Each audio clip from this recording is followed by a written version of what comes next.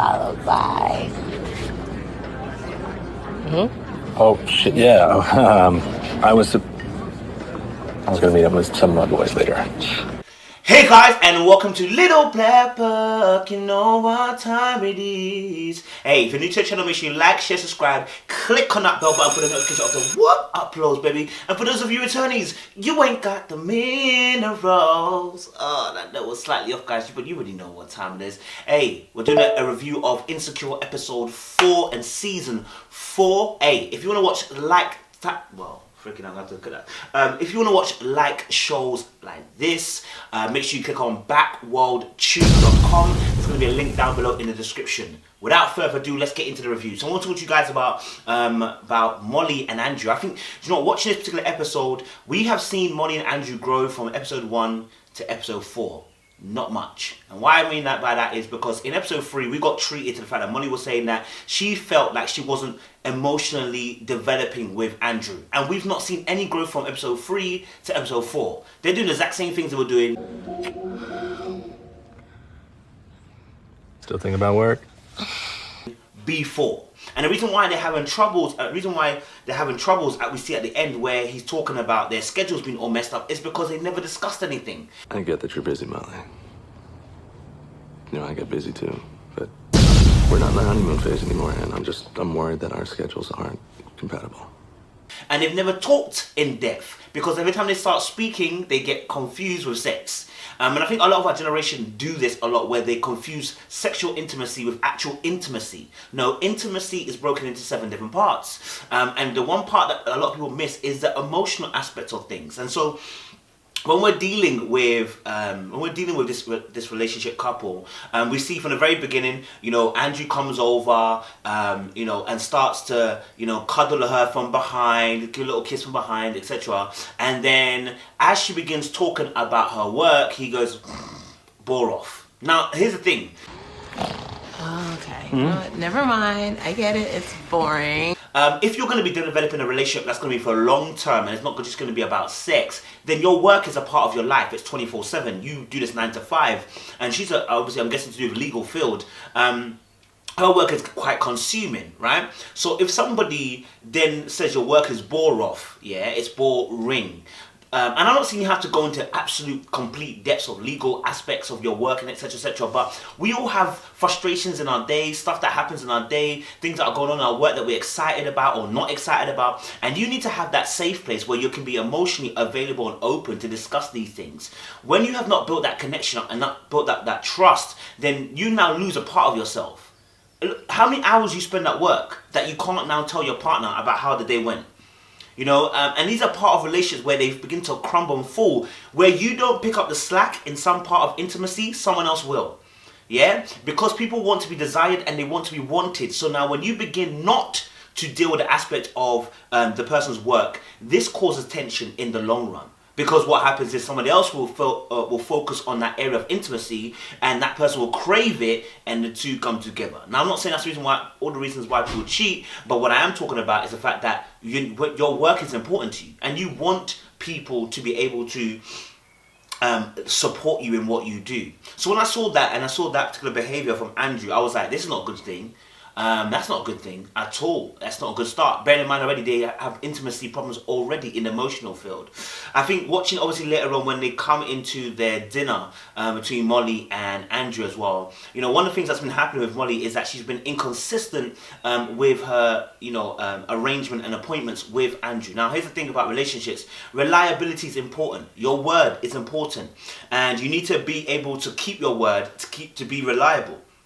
Right? It means to be relied upon. To be what? To be lied upon. So when someone knows that, when someone trusts you and your word is good, it's solid, what they can do? They can what? Lie upon, which means I can rest against you because I know you won't move. Now, here's the thing. Because there was a couple of examples where Molly had ditched him, or shall I say, had cancelled their particular appointments, what had happened is that now she no longer became that solid rock and he could no longer lie up.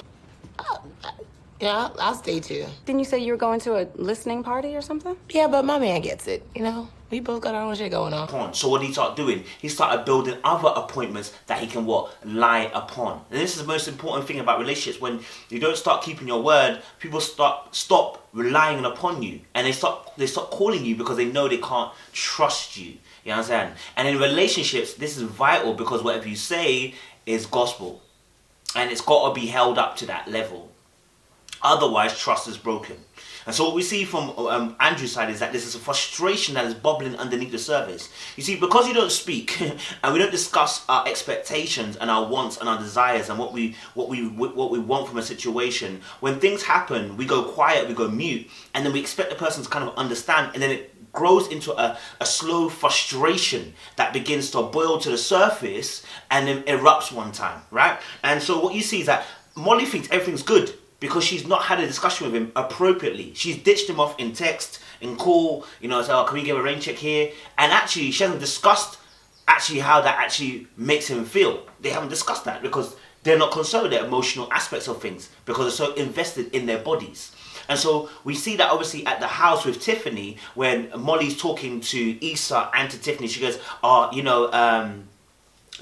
me and Andrew got it great, we're going, whenever I need, my schedule kind of switches up, he's always ready for that kind of thing, basically, yeah? And Issa makes a face, which I think I made a face also at the same time, like, girl, you lying. Like, girl, you ain't troll. That's real. Like with me and Andrew, when I am struggling, he is there for me at any hour. That's how you build a long-lasting relationship. Oh, damn, Jada. Like, you ain't never asked him if he's okay with it. Some people... a lot of us do this where we quietly go in disappointment. And something I'm even learning to do now, which is that when you're disappointed, it's not for you to keep quiet. It's for you to actually express, listen, I feel disappointed by the situation at the moment. What it does, it makes the person alert to what's going on. Yeah? So that it doesn't become a frustration later on that, I wanted to take you out, I need to argue with you later on, or what we call pile-on arguments, where you bring things from the past and bring it into a future argument, when that's not what the argument was about. And so, what's really important here is understanding that, do you know what? No, that's not what. Right now, I'm disappointed in the fact that obviously you've not been able to keep a hold of these appointments. I was looking forward to seeing you. I wanted us to go out, etc. And Molly gets a taste of her own medicine when they're at the dinner table, and she. It is. I just assumed you'd have work later. But I actually had time. How would I know? I get that you have a lot of work, but obviously, tonight you're gonna get that cookie. I'm free. I'm gonna give it to you. And he's like, I was gonna go out with friends. Now suddenly the realization kicks in. Now she's also now feeling hurt by what? His now sudden breakage of his previous promise, because it was meant to be their date night, right? And so you have to understand now, like, why your word and why you declaring something is so important. I know this. I break a lot of promises. I'm bad. I know. I'm learning to do better, guys. I'm learning to do better. But understanding that you saw the tension between them in the relationship, where now they're at a bucks of head, and they're at what we call crisis moment, right? You see, a lot of relationships oftentimes do not discuss how they feel until crisis hits. When crisis hits, that's when people start talking, yeah? When crisis hits, that's when people start to open their mouths in terms of how they're feeling. But if you wait till crisis moment means we're in desperation mode, and at that moment, anything can send you over the edge. Anything can break your relationship. Anything can hurt you both. And what's really important is that you talk before crisis moment. We call this proactiveness, not reactive.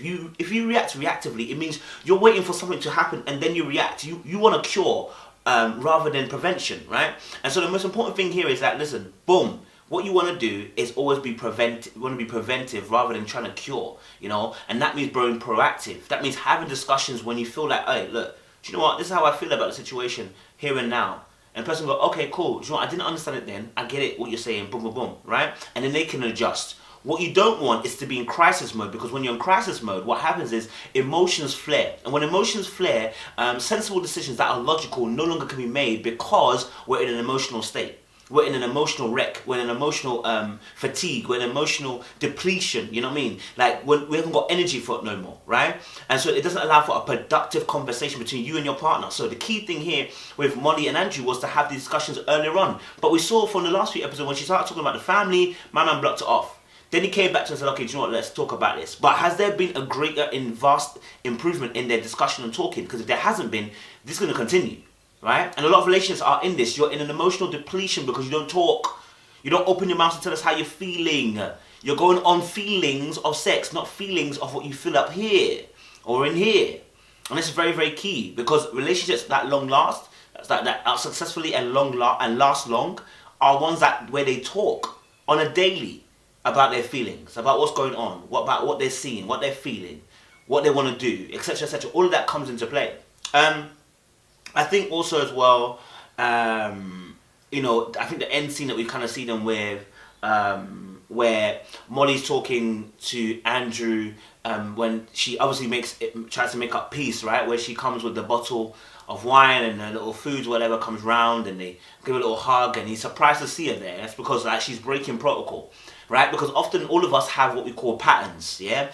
We know patterns of behavior that we know the person will or won't do. It sometimes keeps us safe, but it also sometimes causes us pain, because when we think to ourselves, that person will never do this, and they end up doing it. Or we think to ourselves, we can trust the person that, hey, no, he would never do this, and truly, they would never do that.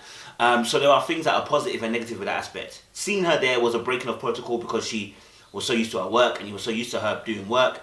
Then they come over and they're talking now, having a discussion around, and it's the way he's sounding is sounding like crisis talk, right? When you start saying, you know what, like, I don't know, like, our schedules are making it a bit difficult to make sure, like, he sounds like he's about to say, listen, we may have to break. I'm not phase anymore, and I'm worried that our schedules aren't compatible.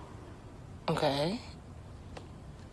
But I mean, we can figure it out, right? Break up, right? That's crisis talks. You don't want to be at that place, right? And the reason why they're there again is because they're not talking beforehand, yeah? Molly's processing a lot of things in her head, but she's not processing them things out in the open with Andrew so that he knows where he stands. It's just like there being a situation in the car where from the initial pre-block party, you know, when they were saying about who they were dating, she didn't express how she felt. Listen, hey, look, I kind of like you, you know. I didn't know we're doing this dating thing. I really want to be exclusive with this dating thing. What do you think? Right? And if he then says no, then you know where you need to stand. But don't expect man to know this and he hasn't spoken it. It's unspoken expectation. And so now we're here at the crux of their relationship. At the end, them having dinner at home or whatever, or chilling, having wine or whatever. And, you know, Molly's having to say, look, you know, I've never been in a relationship like this where it's been longevity. I've been close to the person. I'm now having to learn how to express how I feel. Like, I've never had to do it before because relationships don't last that long. You know, she's learning a whole different lingo and language in her relationship. And all because people are not used to talking. Yeah, they're used to talking about business, talking about finance, talking about their pets, sports, everything like that. But when it comes to speaking about how you feel, very few of us are versed in that tongue. And very few of us are versed in understanding that tongue. That's the problem too. And so you need a core active listener to dissect what the person is truly saying. So yeah, I think with Molly and Andrew, you know, if they can get the talking thing done, and any relationship that's out there as well, listen guys, if you're just focused on sexual intimacy, you are going to fail. You are going to fail. You're going to fail eventually. But, you know, if you can filter in there some of the other intimacy, like it's emotional, experiential, spiritual, physical, you know, financial, you got to bring it all into that play, then you have a better chance of actually standing together in a long-term relationship. So yeah, watching it from that point of view, I think it was a very interesting episode. I think the key components that really happened really kind of opened our eyes up to, I guess, Molly and Andrew and how far they can actually make it. You know, will she stop blowing him off for work? Because work is such a consuming factor of her life. And you know what I will say as well? I would never want to be in a situation or relationship where the person doesn't rate my work. You understand? Where they call it bore off. It's never a good thing. But hey, guys, that's our review for episode 4, season 4. We've got another review coming up as well, so make sure you click on that one as well. There will be a link at the end. Remember, if you want to watch shows like this, the black Netflix shows like this, then click on backworldtube.com. There will be a link down in the description below. Please click on it. Go and watch the videos out there as well. Support this as well. Share it, like it, and subscribe, guys. Hey, remember, think before you do. Don't do before you think. I should be thinking about what you got to do. I appreciate you lot. Stay loaded.